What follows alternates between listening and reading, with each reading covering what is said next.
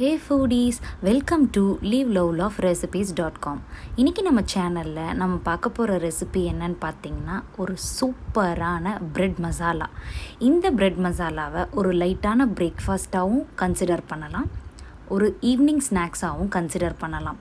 ரொம்ப டேஸ்ட்டாக இருக்கும். இதை எப்படி டேஸ்டியாக ஈஸியாக செய்கிறதுன்றதை நான் உங்களுக்கு இன்றைக்கி சொல்லித்தரேன். இப்போது ஒரு கடாயை நல்லா சூடு பண்ணி அதில் 2 டேபிள்ஸ்பூன் ஆஃப் ஆயிலும் 1 டேபிள்ஸ்பூன் ஆஃப் கீயும் ஆட் பண்ணுங்கள். ஆயிலும் கீயும் சூடானதுக்கப்புறமா சாப் பண்ணி வச்சுருக்கிற ஆனியன், ஜிஞ்சர் கார்லிக் பேஸ்ட், கருவேப்பிலை இது மூணுத்தையும் நல்லா வதக்குங்க. ஜிஞ்சர் கார்லிக் பேஸ்ட்லேருந்து வர்ற ராஸ்மெல் போகிற வரைக்கும் வதக்குங்க. ஒன்ஸ் ராஸ்மெல் போயிடுச்சு அப்படின்னா டொமேட்டோஸை ஆட் பண்ணுங்கள். டொமேட்டோஸ் நல்லா மஷி ஆகிற வரைக்கும் வதக்குங்க. இது கூடவே ஆட் பண்ணுறதுக்காக நான் 3 வெஜிடபிள் எடுத்து வச்சுருக்கேன்.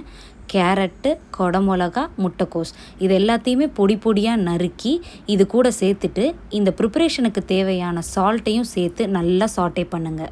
இப்போது மஞ்சள் தூள், மிளகாத்தூள், கரம் மசாலா தூள் இது மூணுத்தையும் ஆட் பண்ணி நல்லா சாட்டே பண்ணுங்கள்.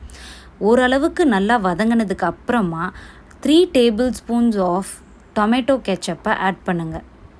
டொமேட்டோ கெச்சப் ஆட் பண்ணி நல்லா வதக்கிட்டு ஒரு 1/2 கிளாஸ் ஆஃப் வாட்டர் ஆட் பண்ணி மூடி வச்சு குக் பண்ணுங்கள். இப்போது நம்ம துண்டாக நறுக்கி வச்சுருக்கிற ப்ரெட் ஸ்லைசஸை மசாலாவோடு ஆட் பண்ணி மசாலாஸ் எல்லா ப்ரெட்லேயும் கோட் ஆகிற அளவுக்கு நல்லா சாட்டே பண்ணுங்கள். இப்போது நறுக்கின கொத்தமல்லியை சேர்த்து இதை பரிமாறினீங்க அப்படின்னா சூப்பரான ப்ரெட் மசாலா ரெடி. நீங்களும் இந்த பிரெட் மசாலா ட்ரை பண்ணி பார்த்துட்டு எப்படி வந்துச்சுன்றதை கமெண்ட்ஸில் சொல்லுங்கள்.